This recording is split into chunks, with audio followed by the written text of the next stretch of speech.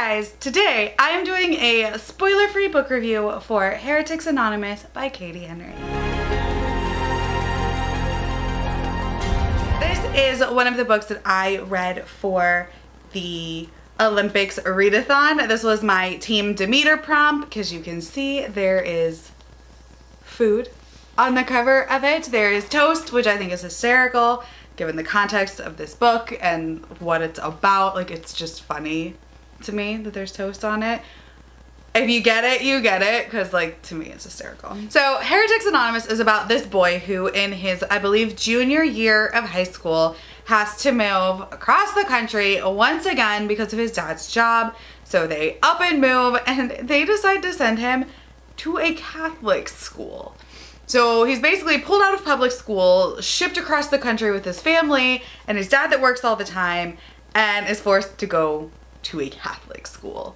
And joke's on them because he is an atheist. He literally does not care about going to this Catholic school. He doesn't care that it's like an amazing school. And he's just like, I don't want to, and I'm not gonna make friends, and it's gonna suck, right? Like, he's just kind of like crappy about it, which I don't blame him. Trust me, I don't blame him. And when he is at the school, he does end up making some unlikely friends. And they have this group called the Heretics Anonymous, and they are all from kind of different walks of life that don't fit the mold of this like super strict Catholic school. We have the one girl who is Catholic, but she thinks that the Catholic religion needs a lot of modernization, a lot of overhauling. Like, she wants to be a priest, and if you didn't know, in the Catholic religion, women cannot be priests. Then we have one girl who is pagan. Then we have a Jewish gay boy. And then we have someone else, like another boy who, it doesn't really like fully say what he is. It says he's like utilitarian. He just kind of believes what he believes and doesn't fit the mold. And I love the group of characters so much because it's really cool to me just seeing all these different characters at this like super religious Catholic school that just don't fit the mold of what a Catholic student should be. I enjoyed this book so much, but a lot of my enjoyment of this book came from my own personal experiences attending a private school. I did not attend a Catholic school. It was a super strict, like, religious Christian school that I went to, like a real fundamentalist in that aspect, and that's kind of my experience. And to me, reading this, I see a lot of similarities to what I grew up with, right? I see a lot of similarities in some of the teachings in, like, especially when it comes to like purity culture and sex education. Like, that's kind of really highlighted in this book. And so many things that we were told growing up, like at this school, or like parroted in this. So it's things that you think sound crazy, but are really taught to children. And as you can see, I did a lot of tabbing of this book. A lot of it was like, oh my God, I heard this growing up. I was told that in chapel. Like, this is what our teachers taught us. And then other things that I just thought were funny. So like, with the purity culture one, man, it was just hysterical, right? So we are gonna go into my pros and my cons of Heretics Anonymous and see if you can decide if you wanna read this for yourself based on my thoughts and feelings on this book. So as far as the pros go, there were a lot of them. Like I said, for one, was the depiction of private schools in the way that I feel like a lot of them really are, because I've been there. And one was this big assembly of like their sex education, right? And we didn't do it as a big assembly. We just had it in like classes, and they separated the girls and the guys because, you know, we couldn't talk about those things, mixed genders. And they basically are telling them, you know, all this purity culture stuff. They make one of the girls like walk around with a piece of tape and, you know, touch different boys on the arm. And it's like, you know, you start off and the tape is clean. And then by the end of it, after you've touched like 6 people with this tape, like it's got skin cells from everybody on it and it's dirty, right? And that was the whole point, is that at the end of it, after you've touched all those people, it's dirty. This is your soul after you have multiple sexual partners, was the gist of it. And like, that's stuff that we were legitimately taught. And it was very much like not safe sex, it was abstinence, and it was very much like that. And that part in the book, I felt really resonated with me growing up in that culture. So I really appreciated that private school was shown in a way that private school really is, but it wasn't shown all in a negative light either. They also showed really good aspects of it, and there were good kids, and there were good teachers, and there were good people that meant well, and not everybody was one-dimensional. And so I think that the characters were done really well, because it could have easily been like private school bad, religion bad, and that wasn't it at all. And I really appreciated that, because I don't think that way either. I don't think like religion bad. I think there's bad people and in every religion. So I just really appreciated how the author nuanced that in showing just the nasty aspects of these super strict schools, while also showing the positive aspects of religion in different ways. And because of the way the author did that, I feel like the characters really felt real. They felt like people that I would have met in high school had I have continued on at private school, because I left in middle school. They felt like kids I knew growing up. They felt like teachers I knew.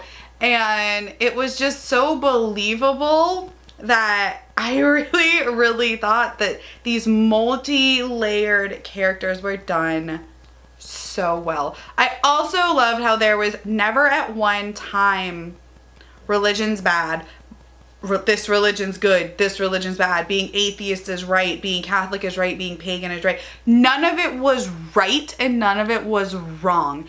And there was like a really good quote in the book that kind of sums that up, where it talks about like monotheism and polytheism, and how if people that believe in polytheism believe that everybody's right, basically. They believe that every religion has something right. And I really love that. That's kind of like how I subscribe to religion anyway. I think that everybody's right, and I also think that everybody's wrong, because that's just how I think. I'm not going to get into my personal beliefs, but I also thought it ended well. Like, there were some complaints I had about the ending, and I'll kind of get into that in the spoiler-free cons, but I thought it kind of ended off in a good place, where we were kind of open as to what ended up happening at the end, but it wasn't so open that we're like, and so I thought it wrapped up well, and it wasn't like everything wrapped up in a pretty little bow, which, you know, I don't really like pretty little bows. I don't love when stuff is like everything is fixed and finished and done and taken care of, because that's not how life works. And especially in this context, because this is a contemporary, which I don't typically read. This is a non-fantasy, non-science fiction, real life setting, and that's just not what I normally read. But I like how it made sense as it would be in real life, because I feel like in these types of books, like, I don't want to be like, well, that's not believable. Like, I want everything to be believable. And this was very believable for high school students in a private school. Now we're gonna kind of get into my cons, which there wasn't a whole lot, but there were some things that kind of bothered me. One of them being the parents, of course. I thought that there was some really crappy moments with some of the parents. Not all of the parents, but some of them.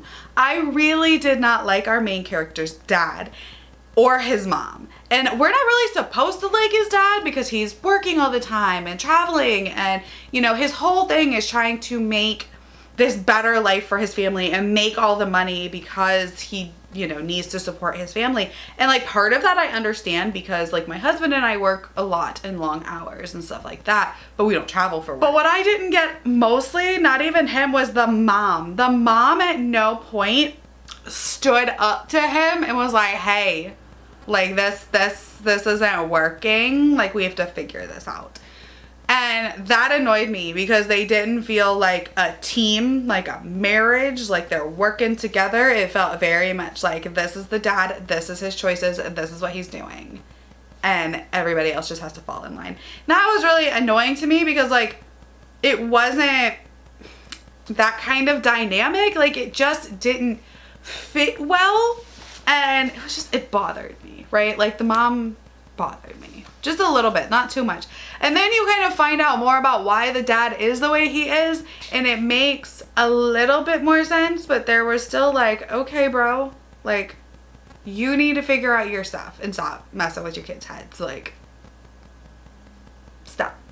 And then that was really it, like on the parents. Like there were not a whole lot of parents in this book. Like you just didn't see them a lot. You got to see one of the other main characters' stepdads, but like her mom kind of bounced out on him. So you get to see like the stepdad, and she kind of has taken over the mother role, which honestly happens more times than I think we realize. So that wasn't like disbelievable to me. I didn't like it, but it wasn't like disbelievable. But the main character's parents kind of annoyed me. There was one, okay, so you know I said like I don't like everything not being wrapped up, like it's fine, whatever, like every open endings are fine with me. There was one plot point with one character that really I wanted to see through and see like consequences, and there was none.